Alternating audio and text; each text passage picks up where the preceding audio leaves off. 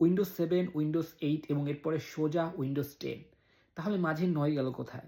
Microsoft কি ভুলে গিয়েছিল উইন্ডোজ 9 এর কথা? নাকি ইচ্ছা করেই বাদ দিয়েছিল? অনেকেই মনে করেন এর পিছে একটা টেকনিক্যাল কারণ ছিল। কারণ তখনকার অনেক সফটওয়্যারে কোডে লেখা থাকতো উইন্ডোজ 9, অর্থাৎ উইন্ডোজ 95 বা 98। যদি নতুন সিস্টেমের নাম হতো উইন্ডোজ 9, তাহলে প্রোগ্রামগুলো খুব সহজেই কনফিউজ হয়ে যেত, অর্থাৎ এটা ভেবে নিত উইন্ডোজ 95 বা 98, অর্থাৎ এক ধরনের টেকনিক্যাল বাগের সৃষ্টি হতো, যেটি এড়ানোর জন্যই সাধারণত মাইক্রোসফট উইন্ডোজ 9 বাদ দিয়েছে এবং সরাসরি উইন্ডোজ 10 এ চলে গিয়েছে। আবার অনেকে মনে করেন মাইক্রোসফট চাইছিল একটা বড় রকমের লাভ দিতে, অর্থাৎ তারা শুধু একটা অপারেটিং সিস্টেম বানাতে চাইছিল না, তারা একটা ইকোসিস্টেম বানাতে চাইছিল যেখানে মোবাইল, পিসি, ট্যাব সবকিছু একসাথে কানেক্টেড থাকবে। তো উইন্ডোজ 10 নাম দেওয়াটা ছিল একটা মার্কেটিং শক, যেটা মানুষের মধ্যে এক ধরনের চিন্তা সৃষ্টি করবে, তাহলে মনে হয় বড় কোনো কিছু আসতে চলেছে। আবার অনেক টেক এক্সপার্ট মনে করেন উইন্ডোজ 9 এর বদলে উইন্ডোজ 10 নাম দেওয়া ছিল একটা মার্কেটিং মাস্টার স্ট্রোক, যেটা উইন্ডোজকে একটা পাওয়ারফুল ইমেজ ক্রিয়েট করতে হেল্প করছে।